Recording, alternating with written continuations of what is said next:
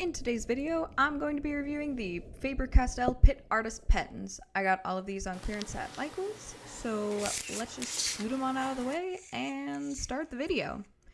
These are the 13 pens or markers, I guess, that I'll be reviewing today. And I'm just going to start with the most basic of all of them. It's just black in number 199. This is made with India ink. It is permanent and water resistant and light fast. The F stands for a fine point nib, I believe, and it's just that, a fine point nib. These pens are made in Germany by Faber-Castell. I also have 116 in medium skin. This happens to be a brush nib marker, so it has a B on the side and on the cap. It just has a brush nib. This is the other brush nib I picked up. It's in 114 in light skin. It also has a B to designate that it is a brush nib, and yep, that's a brush nib. The next set that I picked up, I really like how this opens because it's just so smooth and doesn't have sharp corners, so I don't have to worry about hurting myself on plastic. I don't know, I guess it's a thing I worry about sometimes. So these are the next markers that I picked up, or pens.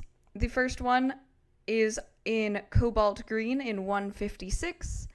And it also has a B because it's a brush nib. All of these are brush nibs. So this is cobalt blue, then light indigo, ice blue, sky blue, ultramarine, and finally cobalt blue. The next pack I picked up are soft brush nib markers. This case also doesn't have sharp corners for me to worry about.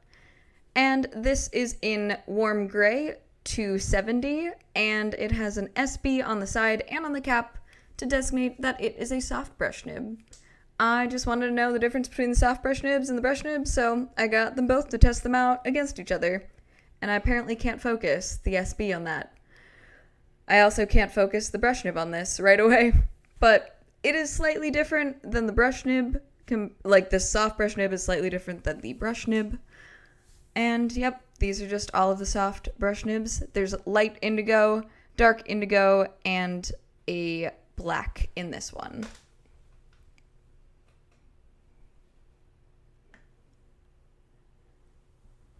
So I'm just going to compare the soft brush nib black with the fine point black, and for the most part, these look the same. This one happens to say soft brush 199 as opposed to the other Pitt Artist Pen that just says Pitt Artist Pen black 199.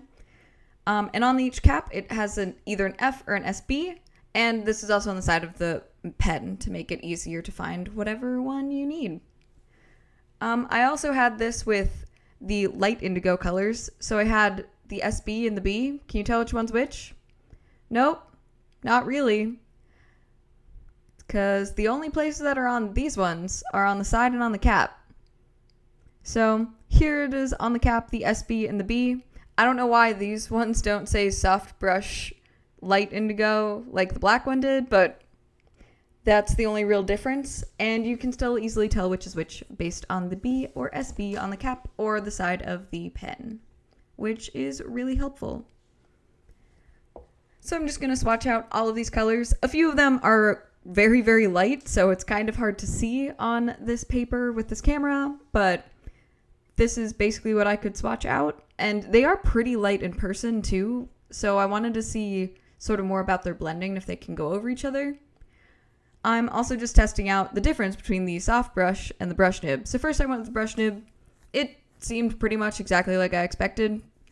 And then I tried the soft brush nib, and it was fantastic. If you do a lot of calligraphy or hand lettering work, I think these pens would be fantastic for that, because they just work so well. So next I just wanted to try and blend these together, see how well they work together. So it made sense to go with the blues since they were the most similar to each other. So I'm just blending a few of these colors together. They blend pretty well, and some of the lighter colors are harder to see, and this paper does pill, but it's not really made to be blended on top of too much, so don't blame the markers, blame the paper. Then I tried two colors that were very, very different from each other, just blending those together, and they blended in this green, but it got on the tip of the lighter marker, so I had to clean that off. Next, I just wanted to test out, could I blend these with water at all? I'm just curious, and I really couldn't. It sort of gets lighter, but it just pills up the paper and just looks kind of weird, so I don't recommend it. These pens also say that they happen to be waterproof, so I wanted to test it, and so I did, and maybe they weren't finished drying, but they didn't really swatch that well. So these are the swatches, and now that I'm done with the test sheet, I should probably move on to a full illustration, shouldn't I? So I already drew this picture out, and I'm just gonna color it in with these pens. So let's just get started with that. So this picture was mostly inspired by my recent watching of Moana again. I love that movie. And I was inspired by little baby Moana because she's just so cute. So that's sort of where this illustration came from. I've also been watching a lot of Adventure Time. I also actually just finished all of them, and I'm very, very sad that it's over. I know it ended like a year ago, but I pretty much just binge watched all of it in the last like month, and I'm just sad that it's done now. So I was inspired with that too, with Fire Princess, because I kind of like the way that her hair is done, so I wanted to incorporate that. But since I have a lot of blues, I figured I should do more like a water sort of princess, nymph sort of thing. So this is like a little baby water element, I guess, is what I was going with. And I just wanted to test out how these markers work with my style and these pens. I like that they're light fast and they have India ink, so they will last for, well, not quite forever, but for a very, very, very long time. And I just thought that would be nice. So I'm just going over all of the skin tones first, since they were lighter and I figured it might be the easiest to map out where all the shapes were. What I like about these pens is that since they can layer a bit, I could get some light tones and dark tones and sort of like a medium tone in the skin. So the colors that I had to work with I think worked well, but I think having more colors would probably help me blend these a little bit more seamlessly. And I messed up the shading on the ear, so trying to fix that was kind of impossible. I tried, but it didn't really work. And I wanted to make sure the shading on the face was very, very light because I was afraid if I blended too much, the paper would start pilling up with too much blending. The paper held up pretty well with these, but once I added more colors on top of each other, it didn't really like to hold that much ink. So I don't really want to blame the pens for this because I don't know that this paper is the best option for these. Next, I went over with all the blues, which I was really excited for because all of these blues are meant to really work together since they're all sort of the same gradient. And I thought that would be really nice for this picture. And this is about the point where I decided to stop coloring in the hair because I realized you couldn't see it on camera. So I switched over to that later. But I went with the lightest colors first to sort of fill in the shapes again, and then I went into the darker colors. And while it was helpful to fill in the shapes, if I would do this again, I'd probably start with the darkest colors because it's easier to blend from the darker color into the lighter colors. And once I added too much of the ink down, it just didn't really seem to blend together very well and ended up kind of muddy looking and just, it's not my favorite look, but I've learned if I'm going to blend, I should start with dark and then move into light. At least on this paper. Maybe with different paper it would work a little better. Yeah, that bottom shoe, that's a good example of how they ended up kind of muddy and weird, and I kept trying to fix it and it just was not going well. So I scooted back on up to the hair to just sort of change things up. And I wanted to make it very clear that the hair is sort of transparent so you could see her scalp basically through her hair. But I think this worked out better once I added in this little bit of line work around the hair because this is a really light blue and it almost blends into the white background. So, yep, once I add in all of these lines, I think it shows a little bit better. And I also just wanted it to be a little bit darker on the middle part of the hair. Since there'd be more water there, it makes sense to me that it would be slightly more opaque than the rest of it. And I didn't do too much with this because I liked it and didn't want to mess it up, so I stopped while I was ahead.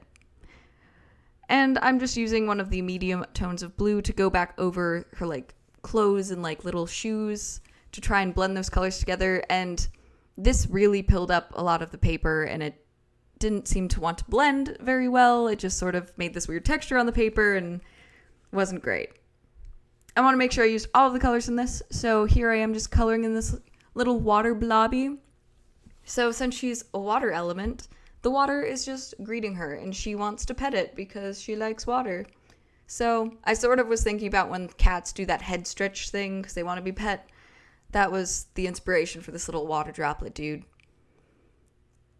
And yeah, after that, I wanted to go in and darken up some of the elements on the face to make it clearer that that should be the focal point, because I wanted, the face to be the focal point, like most drawings are with faces. And then I gave her eyebrows, and they looked, well, they are a lot of eyebrow for a very small child. And yeah, I couldn't really fix it, so I just kept it where they were. She has a lot of eyebrow. Then I added in that pink skin tone color to just give her a little bit more dimension in her skin. Just some little pink spots, because I wanted to make it very clear that she's alive, and so that I gave her some pink shades. I also gave her blue eyes, of course, since those are the colors I had to work with, and she's a water element, so it makes sense she'd have blue eyes, right? And then I just outlined more of the face with black. I wanted to keep this as lineless as possible since I do a lot of line art in my style, but I just felt like the face wasn't as easy to see, so I wanted to give it some more dark elements so it just stood out a little bit more. And I gave that little water droplet a face because I thought he needed it. And yeah, this is the final drawing. It was a lot of fun to work with these pens. They seem to work really well. I'm excited to keep using them. And yeah, did I say this is the final one? Just kidding. She looked like she was just sort of floating in a void, so I decided to add some more water around her feet so she's a little bit more grounded, and I think it just looks a little bit better. So now here's the final element, and thanks so much for watching my video, guys. I hope you enjoyed this review, and I will see you in the next one. Bye! Do you want to see more shenanigans? Then make sure you subscribe so you don't miss out on any of my future videos. Oh, you want to see more shenanigans like right now? Then check out these suggestions on your screen or head on over to my Instagram. Thanks so much for watching, guys. Check back soon for some more shenanigans. Bye!